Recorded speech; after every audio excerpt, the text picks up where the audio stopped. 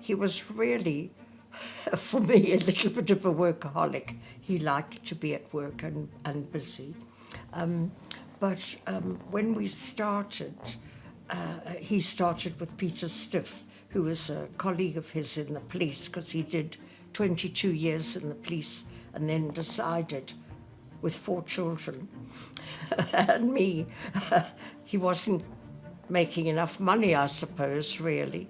And they decided, because they were both clever people, to leave the police force. And on the 10th of January, he resigned from the police force.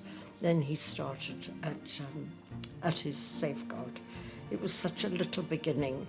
Do you know, our houseman who worked for us in the house, he was the guinea pig for the uniforms, and they got the uniforms from the company in town, and he was our guinea pig. He had to parade for Peter and Ted to look at the uniforms, and they chose a green one, and that's how they started. His first client was Sam Levy, that's who it was, and the first shop he had was a little room in Kaguvi Street upstairs, and it was over a fish shop, and the smell of fish came up there every day. I was the cleaner. I did all the cleaning and the housework. My mother was in the office. He had a motorcycle and a couple of guards, and Ted and Peter. And that's how they started, with nothing. It progressed from there, and then it went to Kelvin Road, and they had a little double story there, and it got a little bit bigger.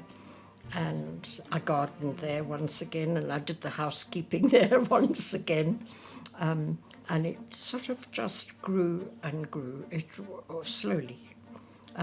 But it was all enjoyable. It was all good work, but it was hard work.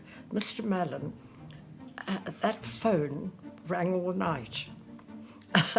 And he answered it all night. I thought, oh dear goodness, are we always going to have this phone ringing? But it rang all night. And he actually did night checking in those days. I went with him once, night checking, in the Avondale area, I remember, because we didn't have enough guards to do the night checking. So he used to do the night checking. And he didn't mind. He seemed to be able to go all day and all night, Ted did, to begin with. And Peter was a wonderful partner, because they both worked so hard, and he had a lovely sense of humour, you know. So they got on well, and it was very good. Then he introduced me to test shopping in town. Do you know what test shopping is? You had to test the people on the tills. And Mrs. Stiff was much luckier than I was, because we used to do Greatermans and Kingstons, and OK Bazaars was a big one, and you had to see what the amount was on the till. You had to have the money ready to pay for the item, so you'd already seen that matches cost so much, so you had to have that ready, the exact amount. It was quite complicated. And then you put that down when you paid for it. And I just caught people who never put it in the till. They took it and just put it under the till. But I caught a few people, but Mrs. Stiff was at OK Bazaars more than I was, and she was very successful with her test shopping. But that's just one of the little things right in the beginning.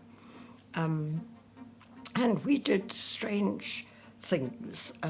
He didn't have a big staff, and I remember he had to investigate robberies, and Mr. Mallon actually got into the ceiling of these companies and looked through a spy hole to see who was the thief at the time.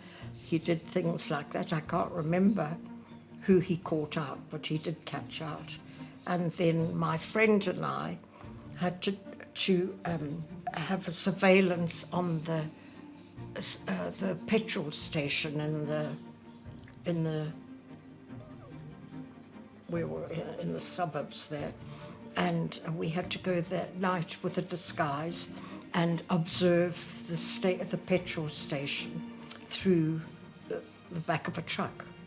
And we did that quite successfully, but I can't remember so far back whether we were very successful at it, but it was exciting for us, you know.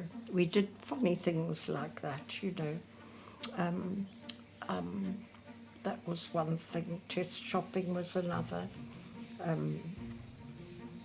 Just everything really that was pushed your way to get on with, whether it was catering or helping out with the wage packaging or whatever it was, we just did it, you know. And it was an exciting life for me as well. But of course I was very busy with my children. So I couldn't divert my life to just safeguard. But I was always there for the entertainment that he needed done, and always the housekeeping, for the offices, for the curtaining, for the everything in the offices. And yeah, it was great fun. But of course it's all improved now. We don't have curtains anymore. We have blinds now, and they're much smarter. Everything has improved, you know, with time. But it's been just such a lovely life. And of course I've got to know all the stations as well, because I travelled with Ted to see them all and try and organise their gardens for them. It was great life. And for him, it was busy life, very. The wage packaging, well, you know, we had quite a big staff. I can't tell you how many now, but it used to come from the bank in tin trunks, and it went into the office on the floor, and we didn't have a desk to put it all out, so we used to put it along the floor and count it there on your hands and knees, you know. And that's how our first wage packaging was done. But now, of course, there's a great big beautiful building that Andrew's seen to, where they do wage packaging, and it's very organised now. It's far different and more sophisticated than my floor packaging, you know. It's all memories. But I think the most exciting thing was when he found the main premises now. It was just a big warehouse with rubbish, let me tell you, that was piled as high as the ceiling, of old fridges and engines and stoves and rubbish. The whole of that area that you see now was full of rubbish, and it was so exciting. We had great big lorries come and cart all that rubbish away. When I look at it now, I can't believe, I wish I'd taken photographs of it, but planning the building and the painting and the offices and everything, it was so exciting for my husband. I know he was so proud of everything, you know.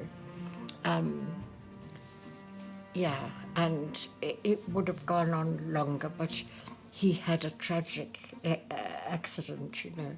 But I had a wonderful son that it was passed on to. So if he looks down from heaven now, I know that he will be so proud of Andrew, because now the company is all over Zimbabwe. Very proud of him, very proud of him. But, you know, Andrew was very successful. I mean, he was a clever young man, and he joined the British Army. All Ted's family on his side were British Army people, and on my side as well. All the uncles in my family are all British Army people. And Andrew got the Sword of Honour in that British Academy, which was really a great honour, and I can remember going to that parade.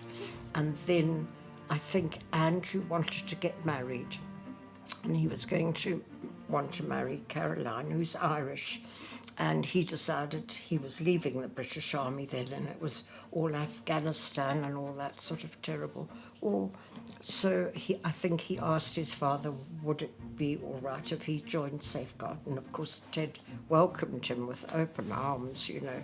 And Andrew took over, and he's worked miracles, Andrew. And I know Ted now would be so, so proud of him, so proud of him. It's much bigger than it ever was when Ted was alive. You know, it's grown tremendously and it's been so successful. And I'm so proud of him as well.